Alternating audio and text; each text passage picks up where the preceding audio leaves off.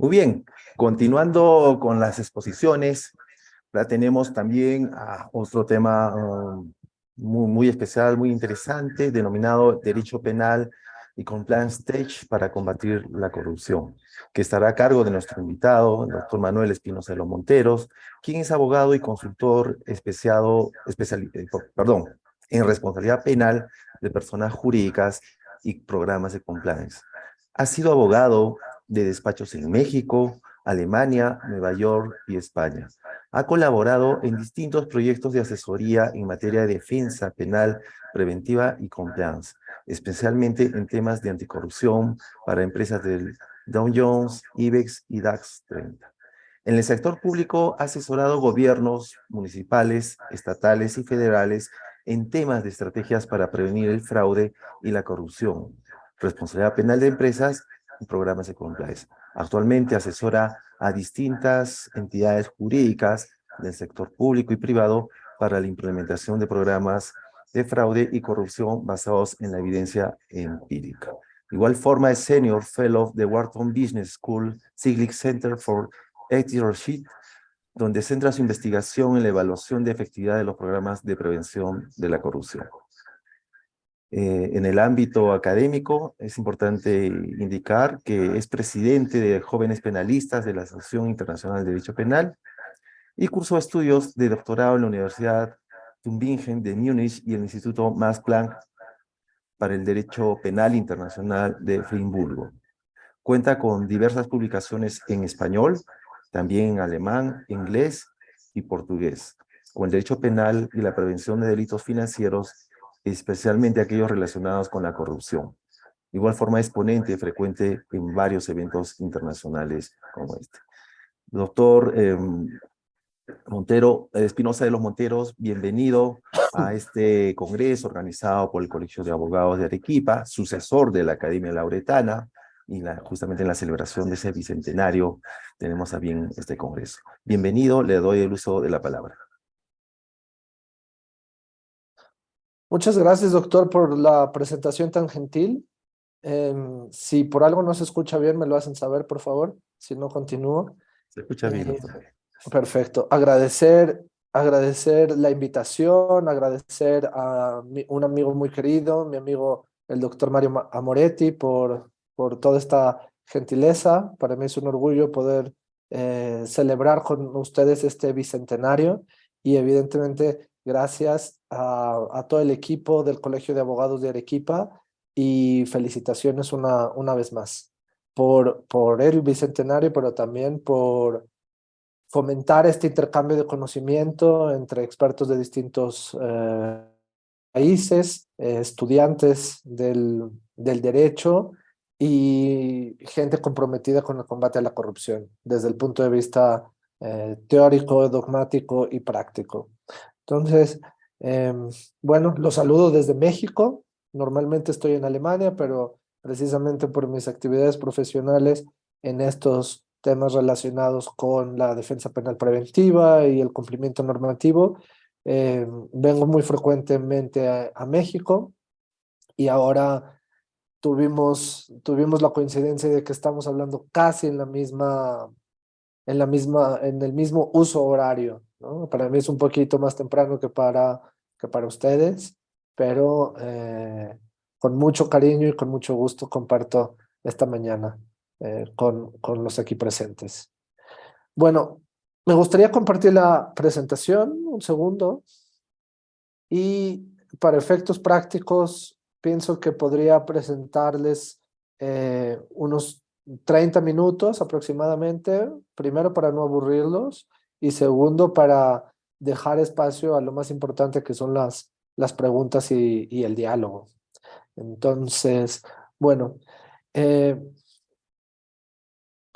para dejar algunas cosas sentadas antes de comenzar. Creo que en los últimos años, evidentemente, todo este juego, este compliance game que se le dice, toda esta industria del compliance y del cumplimiento normativo ha crecido exponencialmente en distintos países, impulsada pues por ciertas cuestiones de los países anglosajones, evidentemente, por ciertas reformas en los países de Europa continental, y en Latinoamérica no ha sido la excepción. Quizás hemos empezado un poco después, o bueno, hemos empezado un poco después que estas jurisdicciones en temas de compliance, pero hemos ido muy rápido, ¿no? La legislación en Perú, en Chile, en México ha sufrido cambios en los últimos años en este sentido, y creo que es muy importante siempre tener en cuenta las tendencias que vemos en otros países, porque en corto tiempo estaremos en las mismas circunstancias y manejando las mismas cuestiones. Y una de las cosas más importantes desde mi punto de vista es el uso de la tecnología para los temas relacionados con compliance y evidentemente con, con el combate a la corrupción o la prevención de la corrupción. Eh, Legal Tech es una industria, ¿ya? Vemos que hay eh, muchísimas empresas que se dedican a la generación de contratos, a las class action, ¿no? Las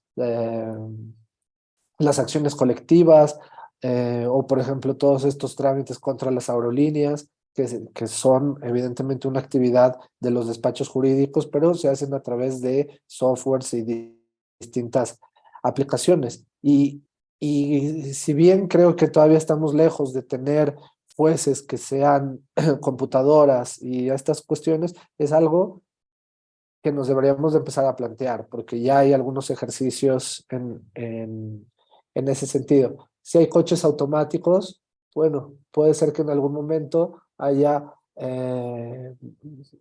no tengamos que ir frente a un juez para las infracciones viales, de vialidad y todas estas cuestiones que son un poco más estandarizadas al menos. Entonces, en este aspecto, Legal Tech ha cobrado mucha importancia. Nosotros como abogados, como consultores, como juristas en general, deberíamos de tener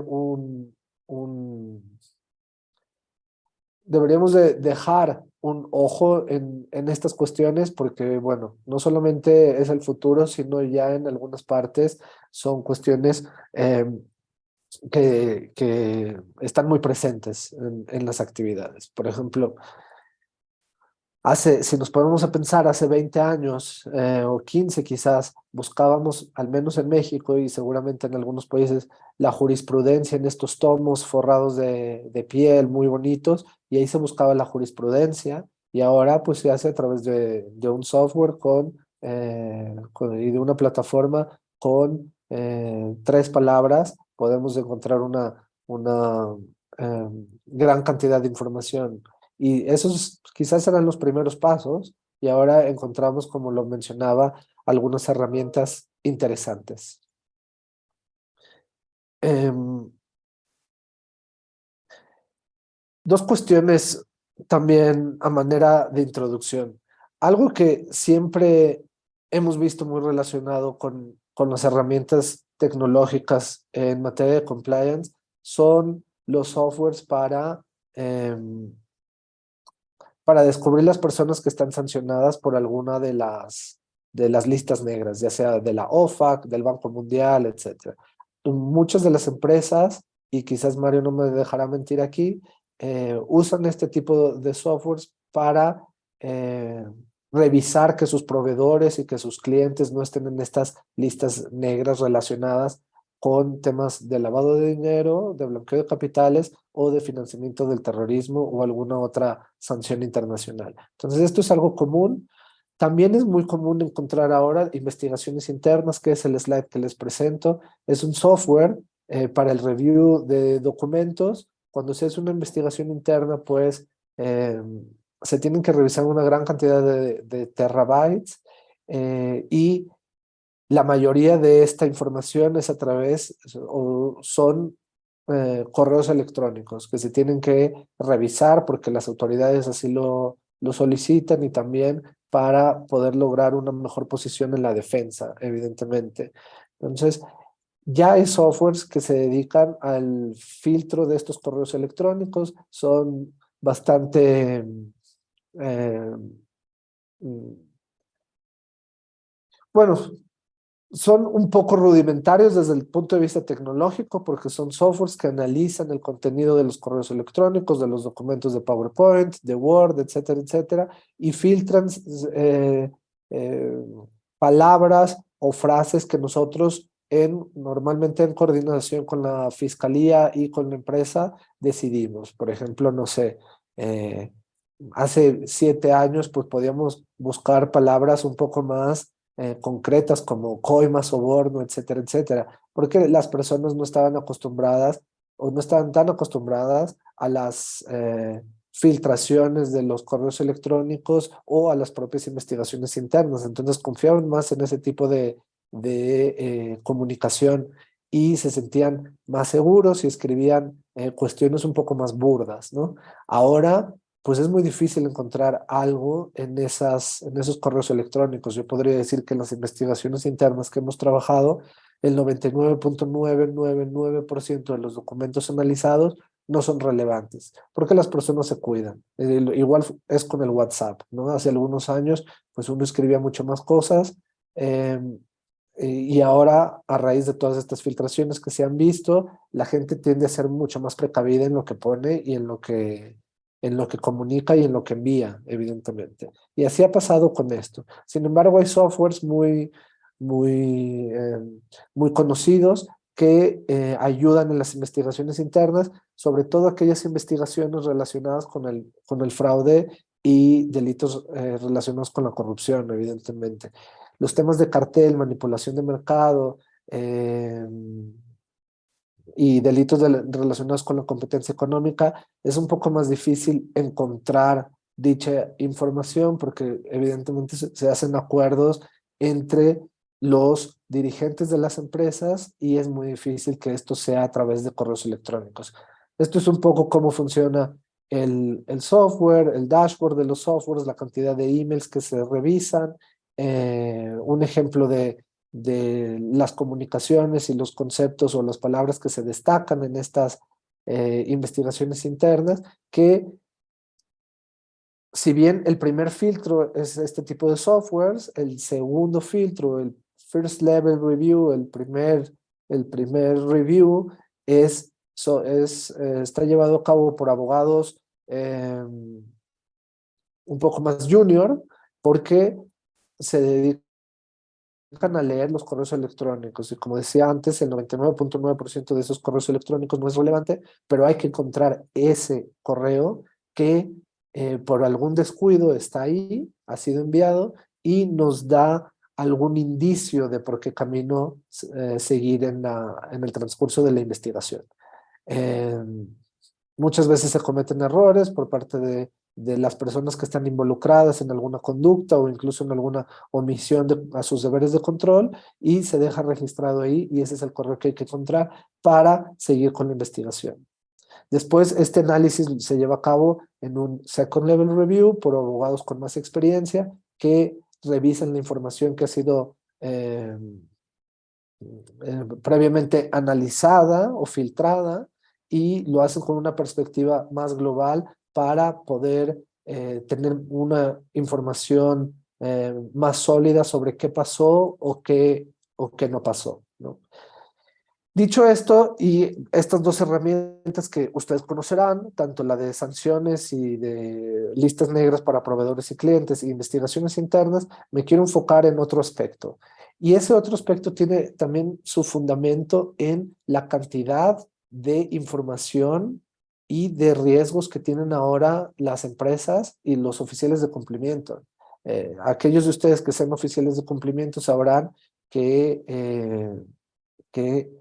eh, es una gran cantidad de riesgos los que hay que estar monitoreando. No solamente es corrupción y blanqueo, sino son cuestiones relacionadas con el fraude, delitos económicos, ciberseguridad, derechos humanos, cadenas de valor, eh, cuestiones fiscales, evidentemente, cuestiones de competencia económica y después todos estos temas relacionados con ESG, con los temas un poco más abstractos de gobernanza, pero también aquellos relacionados con cuestiones sociales y cuestiones de medio ambiente, que ahora en muchas empresas meten este tipo de conceptos o le recargan este tipo de obligaciones a las áreas de cumplimiento normativo, haciendo casi imposible sus actividades, ¿no? Ahora, en muchas partes,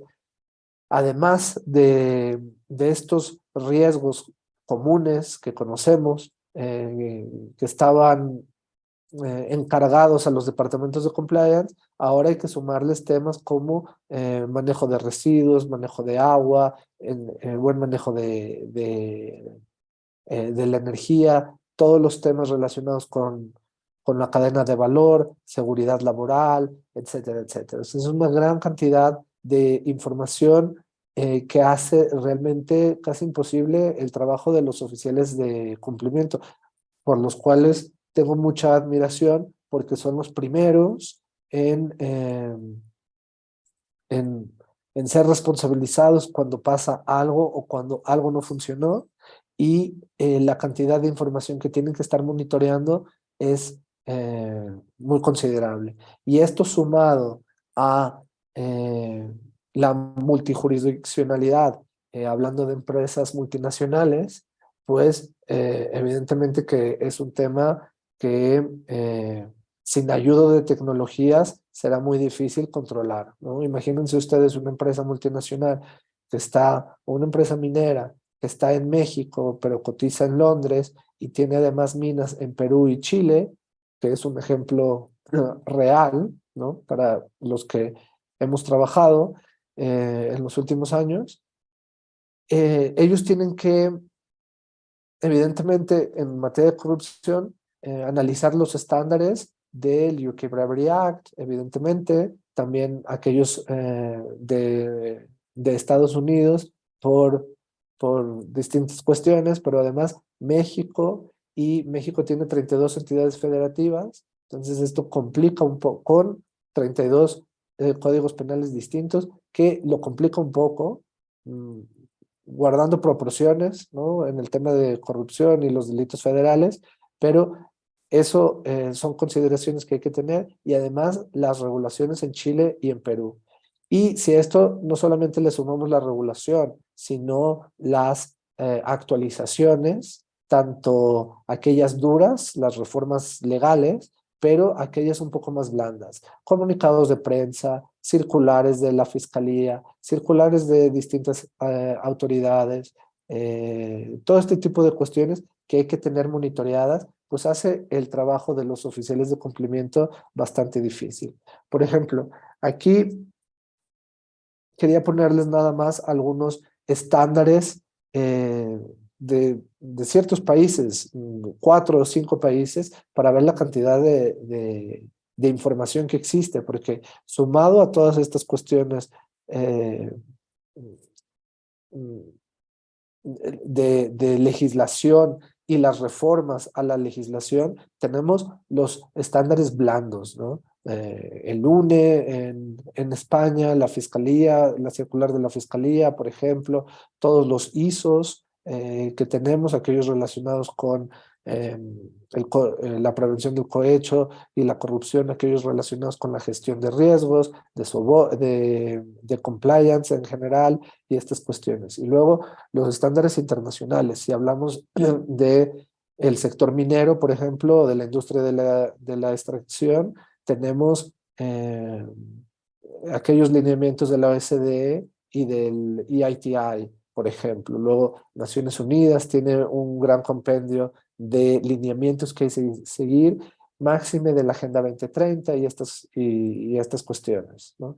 Luego, tenemos todas estas sistemas de indicadores internacionales como lo es el GRI, el SASB y el PACHI también. Son cuestiones que para las empresas multinacionales es muy importante tener observadas y monitorear los cambios que se generen, sin importar que sean de industrias muy reguladas como el sector financiero, o no, ¿no? También hay empresas que se dedican, muchas empresas que se dedican a la producción de bienes y servicios, que este tipo de cuestiones por su naturaleza, por su exposición, por sus actividades o por su tamaño, les es relevante. Entonces, todo este tipo de cuestiones, tanto lo que se denomina hard law como soft law, hay que tenerlo en consideración, eh, eh, al igual que los estándares internacionales y sobre todo las mejores prácticas.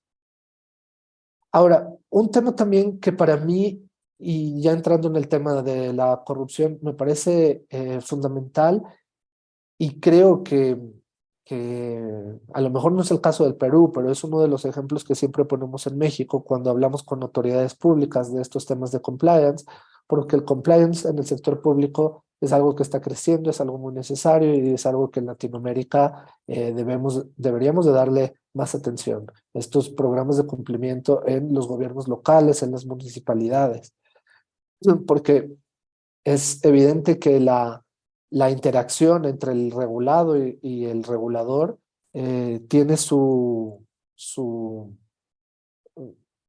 se fundamenta sobre todo en, estas actividades con los municipios y con las autoridades locales. Y las autoridades locales, por lo general, tienen una estructura muy similar, unos problemas muy similares, otorgan los mismos servicios, la recolección de basura, alumbrado público, algunas cuestiones cambiarán evidentemente de país a país, pero funcionan como una empresa y a ellos les hace mucha falta estos temas de cumplimiento normativo para fortalecer su regulación y sus procesos. Y lo que hemos visto en los últimos años trabajando con estas municipalidades o municipios en México es que con controles muy concretos, muy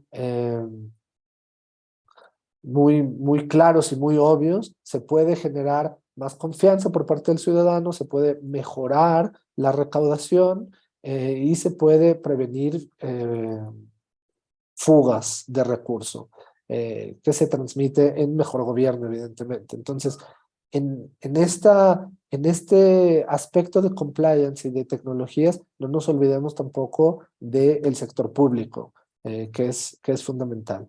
Y bueno, me desvío un poco del tema, pero la idea que les quería presentar es que en estos temas de cumplimiento normativo, de programas de integridad, eh, no sé si sea el caso en Perú, pero al menos es en México, nos hemos enfocado mucho en la transparencia. Y evidentemente la transparencia es un aspecto fundamental, pero es un aspecto ex post, ¿no? Después de que se dio la relación entre el regulado y el regulador, ya que se dio el proceso de licitación o ya que se dio el proceso de adquisición o contratación de personal. Ahí es cuando viene la transparencia. Pero la transparencia no quiere decir que prevenga la corrupción por sí sola, evidentemente. Y yo creo que aquí lo que tenemos que dar que le tendremos que dar más énfasis son estos programas de integridad, que gran parte de estos programas de gobernanza o de integridad versan sobre la prevención de la corrupción, evidentemente. Después pueden ser más amplios y tocar algunos otros temas, por supuesto, y lo deberían de hacer así, pero una gran parte se basa en la prevención de la corrupción. Entonces, en este aspecto, la transparencia es un elemento importante, pero no es el único elemento.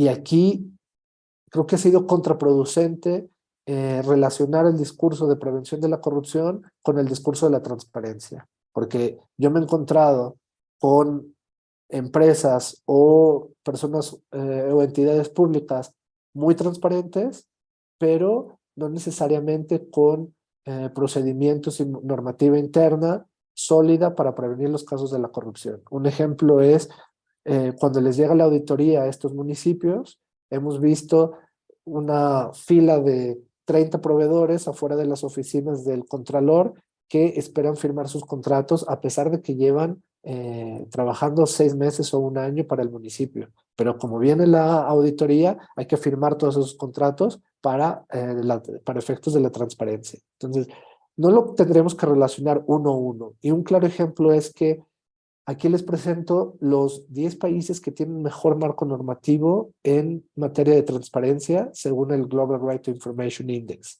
Y vemos que México es el número 2, ¿no?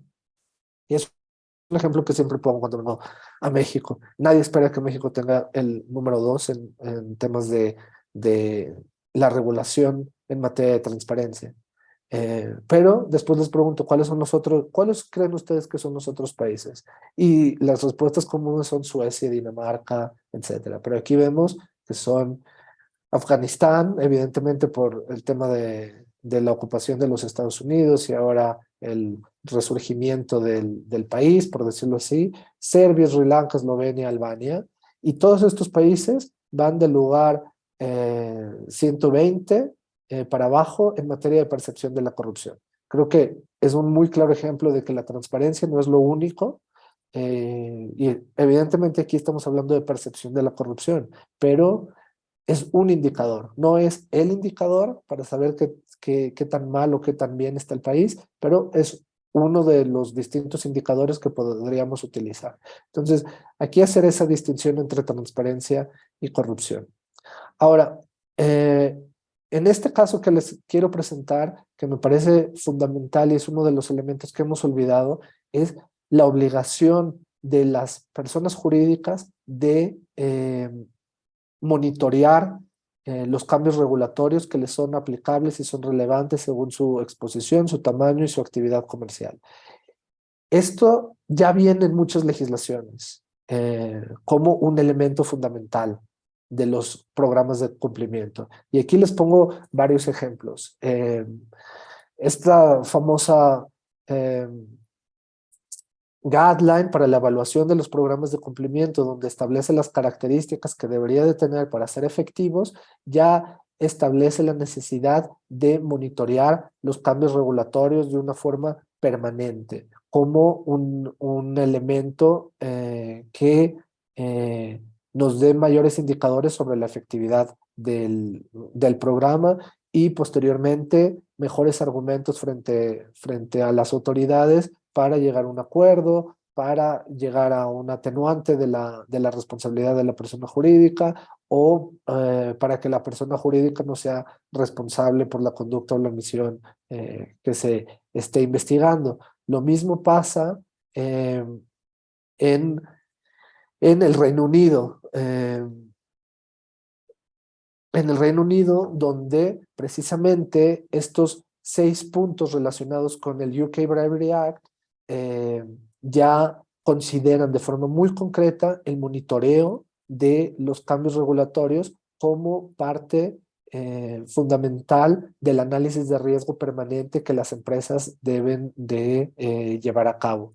Aquí también ponía el ejemplo de Holanda. Esto porque muchas de las empresas europeas multinacionales, aunque no sea muy común, tienen su holding en Holanda por cuestiones fiscales, por distintas cuestiones. Entonces, Holanda se ha vuelto o los Países Bajos se ha vuelto una jurisdicción importante a tener en cuenta por la constitución y por el organigrama de la persona jurídica, que como les digo, antes solían tener la holding en Irlanda, o bueno, algunas todavía, pero ahora hay una clara tendencia a tenerlo no en Irlanda, perdón, y ahora la tendencia es tenerlo en Holanda.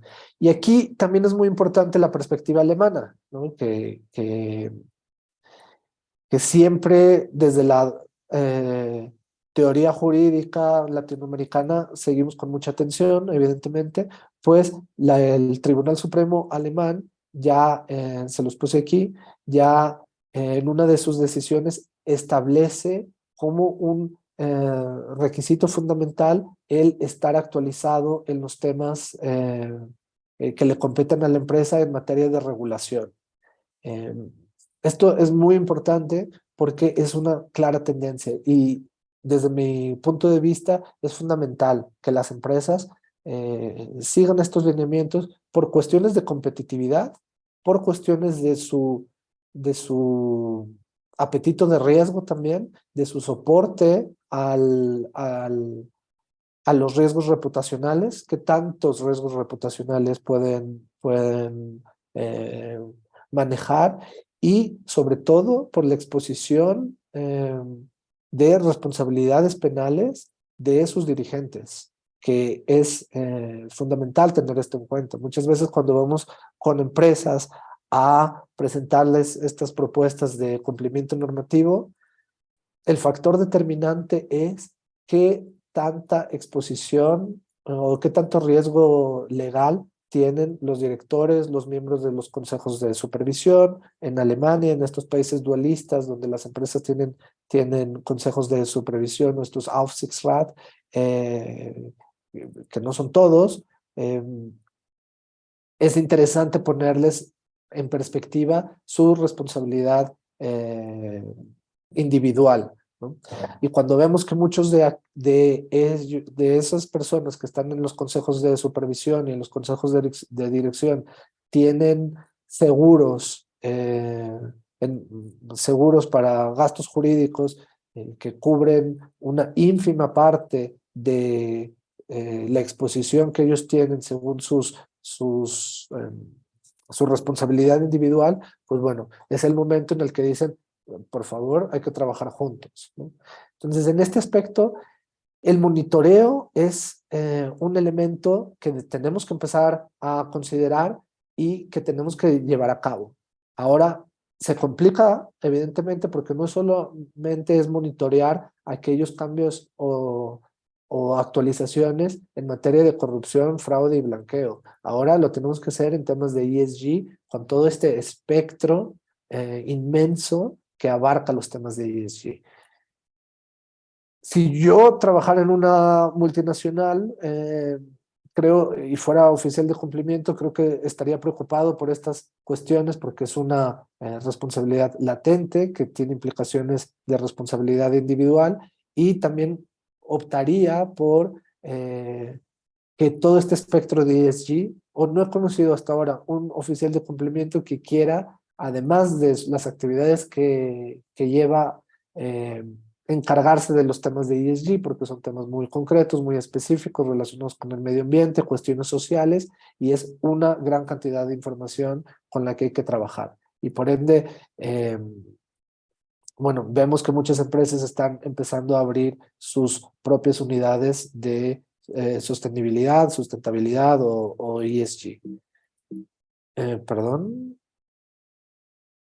Ahora, este dado creo que es un ejemplo muy claro de lo que les estoy diciendo, ¿no? Por un lado tenemos los países, por otro lado tenemos las áreas del derecho que podemos quitar, que podemos poner según las actividades comerciales de la empresa, y por el otro tenemos la regulación, las normas internas, la jurisprudencia, la regulación, los proyectos de ley que hay que tenerlos considerados, evidentemente, y los comunicados de prensa de ciertas autoridades, por ejemplo, las relacionadas con las unidades de inteligencia financiera y estas cuestiones que siempre es importante tenerlas en consideración cuando nuestra empresa sea algún sujeto obligado o cuando tengamos por las actividades de la empresa cuestiones relevantes a observar en materia de prevención de blanqueo de capitales. A manera de ejemplo y para ya casi para concluir, para dejar algunos minutos de comentarios y preguntas, esto es lo que hacemos para algunas de las empresas en el sector bancario, en alemán o europeo, y pueden ver que son, perdón, espero que no sea la campana de que tengo que terminar. Como vemos, son 31 páginas de información y todos estos son cambios regulatorios en los últimos 6 meses en 3 países, en Alemania, en Suiza y en Luxemburgo, relacionados exclusivamente con el tema de blanqueo de capitales y prevención del fraude. Son 31 páginas de información. Cada uno de estos findings se divide en, bueno, o lo subimos a la plataforma con un resumen ejecutivo, qué áreas afecta, qué procesos dentro del área afecta, y se hace dentro de las siguientes 24 horas que haya sido publicado, de tal forma que la empresa al menos está actualizada de qué tendría que cumplir. Muchas de estas cuestiones no implican necesariamente un cambio al proceso o al manual de organización o mucho menos, pero a lo mejor incluir a ciertas personas en la lista negra de proveedores. También aquí tenemos que decir que es tan grande en los últimos meses por el conflicto armado, ¿no? Y por todas estas personas y entidades o empresas que han sido sancionadas, rusas sobre todo.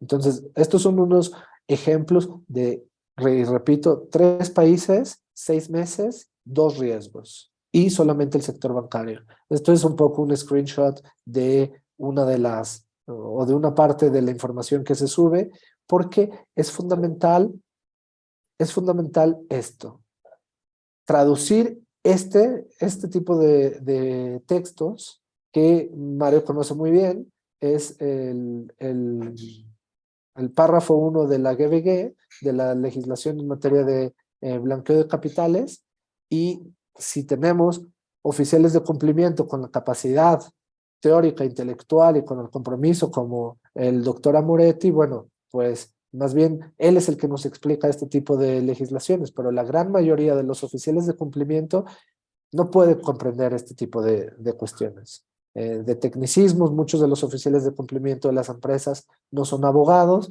entonces realmente decirles que se reformó el GBG en sus párrafos 1, 7 y 8, por ejemplo, al oficial de cumplimiento no le dice mucho. Y aquí es donde entra la tecnología. Lo fundamental es atacar los procesos dentro de las empresas y hacer un diagnóstico de cómo están los procesos, con qué se cumple. Esto que les menciono aquí, lo hemos traducido, por decirlo así, en este árbol de decisiones, ¿no? En este decision tree. Entonces, ese párrafo 1 de la ley de lavado de dinero, de prevención del lavado de dinero, está fragmentado en estas obligaciones, haciendo uso de ciertas herramientas tecnológicas y de ciertos eh, competencias en cuanto al lenguaje y en cuanto a la programación, evidentemente, y se trata de ver con qué cuestiones se está cumpliendo la empresa relacionados con ese párrafo 1 de la legislación, y como vemos, hay cuestiones que están en rojas, que a la empresa, que son eh, huecos o deficiencias dentro de la estructura interna de la empresa que no está cumpliendo con esto. Algunas están en verde, pero evidentemente si tengo 3 verdes y una roja y todas ellas dependen todas ellas conforman uno de los elementos de cumplimiento que debería de tener la empresa, pues entonces ese en específico será rojo, como vemos aquí, ¿no? Tenemos que tener todo verde para que el último o el primero, en este caso de izquierda a derecha, sea verde. Y esto es lo que buscan las empresas, cómo traducir los textos y sus obligaciones legales y regulatorias, por un lado, a las modificaciones concretas en los procesos específicos. Y hay procesos, por ejemplo, de compra y adquisiciones, que son procesos eh, complejos, que implican distintas áreas. A lo mejor primero es el área de procurement, pero también necesitamos el área de compliance, también necesitamos el área legal para los contratos, quizás recursos humanos se mete en el tema. Previo a esto viene la requisición por parte del departamento que necesita dicha máquina o dicha pieza o dicho insumo, o sea, el tema de producción. Entonces son distintas áreas y esto hace los procesos complejos, pero siempre dentro de este proceso de compra, por ejemplo, está el microproceso del control de la compra. Y eso es en lo que tendríamos que incidir y eso es lo que hay que estar monitoreando de forma muy concreta, permanente, según los cambios regulatorios nacionales e internacionales aplicables, y traducir esos cambios regulatorios y esos textos a, eh, a este tipo de cuestiones, a los procesos internos específicos de la empresa. Bueno, yo con eso concluiría. Me pasé un poco del tiempo, pero creo que tenemos algunos minutos para un par de preguntas, críticas, comentarios.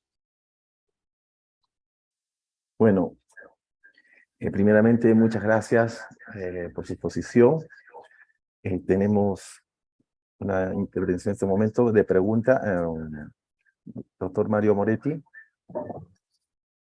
Sí, primero, Manuel, agradecerte por la gentil participación que has tenido, de la gentileza de aceptar y contribuir con este evento sobre un tema tan importante como el tema de compliance y las nuevas tecnologías para combatir la corrupción. Tú conoces esto no solamente desde la teoría, porque has investigado sobre la materia, sino también porque te dedicas al rubro, ¿no? Eres un especialista, un experto en compliance. Y así que creo que todos nos hemos beneficiado con tu contribución, muy valiosa. La pregunta que yo tengo es una observación y una pregunta a la vez. Estoy de acuerdo contigo, creo que cada vez los desafíos para nosotros los compliance officers son cada vez más altos.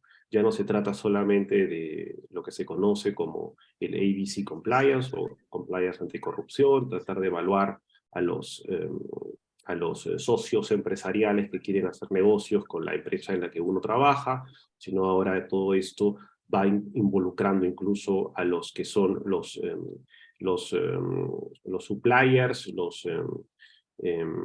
aquellos que están en la cadena de suministro, los suministradores de bienes y servicios de atrás. Esto ocurre en Alemania con la ley de la cadena de suministro, que establece también deberes de due diligence. Entonces, como tú dices, ahora es un departamento de compliance, un departamento de procurement, un departamento de ESG, en fin, hay una suerte de obligaciones. Y todo esto a la vez se presenta en el marco desde mi perspectiva, el mayor desafío que tiene el sector compliance, que es la seriedad. Porque lo que ocurre es lo que tú dices al inicio de tu exposición, muchas veces deviene todo esto en un compliance game. Y este compliance game o compliance games, si uno lo quiere poner en plural e involucrar otros aspectos, básicamente lleva a que muchas empresas, sobre todo las que no son serias en esto, utilicen diversos instrumentos que existen en la industria para presentar la apariencia de que están implementando un programa de compliance adecuado y eficaz, pero la verdad lo único que tratan de hacer es generar un compliance cosmético, un paper compliance de papel solamente, pero no lo aplican en la realidad. Entonces, la pregunta va en ese sentido. Así como a veces se utilizan certificados, eh, ¿ves tú que las nuevas tecnologías aplicadas a compliance no pueden en cierta forma llevar al problema de que un compliance officer diga, oh, yo tengo que analizar el riesgo, pongamos de corrupción o de AML, de lavado de dinero, de un determinado cliente mío, o tengo que analizar a una empresa que me suministre un determinado bien o servicio, y yo simplemente diga, mira, este software, este tool, esta tecnología me dice que no tiene ninguna, digamos, ninguna mancha, ningún hit, está muy bien, entonces, bueno, yo lo apruebo. Porque esto creo que es el riesgo. Creo que ayuda mucho, pero podría generar el riesgo de perder este capital humano, y así como un juez robot parece algo que no termine convenciendo a una persona que la condenen a la cárcel en base a algoritmos y criterios, y se necesita una persona como tú, como yo, que reflexione y con razón pueda aplicar una sentencia que consideramos justa. Igual creo que este razonamiento humano sigue siendo necesario, y sobre todo de una persona que tenga las competencias necesarias para utilizar el instrumento técnico, pero al mismo tiempo su propia experiencia y conocimiento sobre el tema. Entonces ese es el riesgo es el que yo te transmito. ¿Cómo ves tú el posible abuso que puede existir de nuevas tecnologías? Y te agradezco nuevamente. Muchas gracias, Mario, por los comentarios tan gentiles y por la pregunta. Sí, totalmente de acuerdo. O sea, estos temas relacionados con la búsqueda de personas o entidades en las listas negras, pues es algo que ya es bastante común. Tiene Evidentemente, si la persona está sancionada, pues claro que es difícil contratar con ella o no deberíamos contratar con ella porque la legislación es muy clara y la regulación en la materia es muy clara. Si está dentro de la lista esta de OFAC, pues bueno, es complicado, ¿no? Porque la legislación lo prohíbe. Un ejemplo muy claro es, y ahora con los temas del mundial y todas estas cuestiones, el tema de Rafael Márquez, que era el jugador de fútbol que jugó en Barcelona mucho tiempo, capitán de la selección mexicana y todas estas cuestiones, estuvo en la lista de la OFAC durante más o menos 4 años, que son listas que son totalmente administrativas, ¿no? En cualquier juicio constitucional se tumbaría esa, esa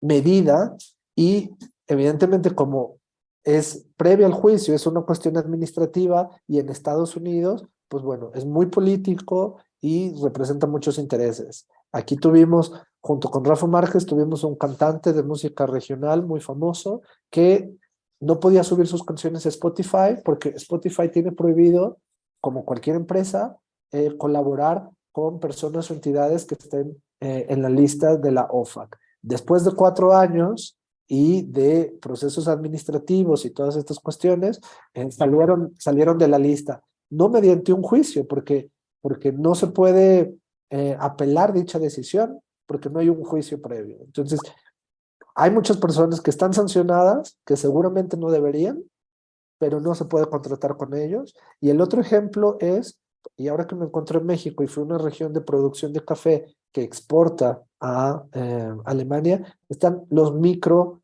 empresarios, ¿no?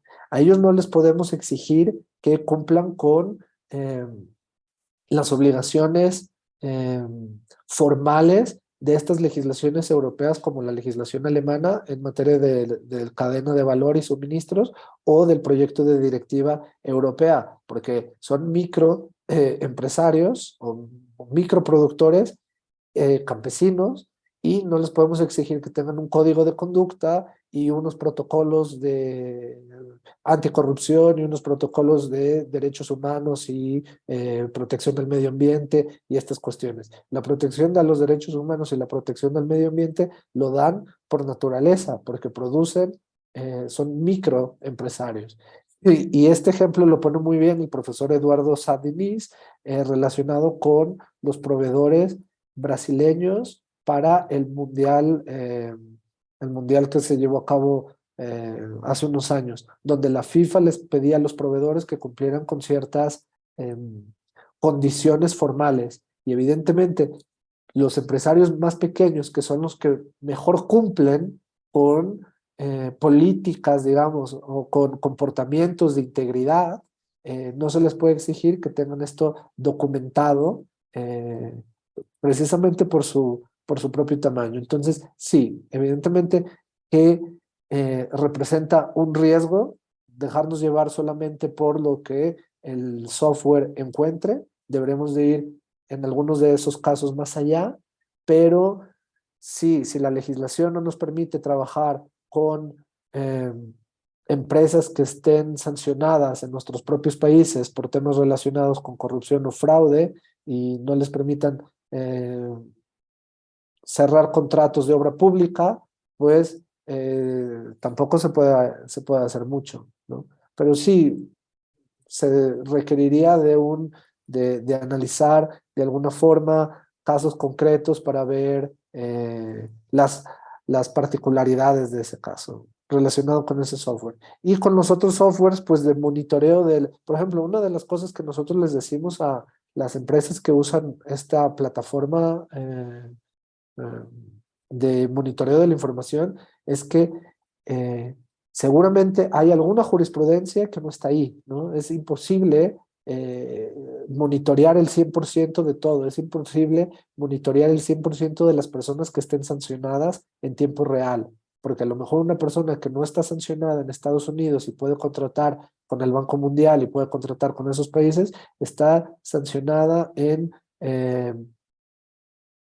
Costa Rica porque pertenecía a Joint Venture en materia de infraestructura para una presa, y también es un ejemplo real para una presa, y ese proyecto ha sido observado por las autoridades nacionales y esa empresa como parte del joint venture, que a lo mejor no tuvo nada que ver o proveía solamente la asistencia técnica, también está sancionada. Entonces, habría que ver el caso particular, pero bueno, es evidentemente, la tecnología es evidentemente de mucha ayuda, ¿no?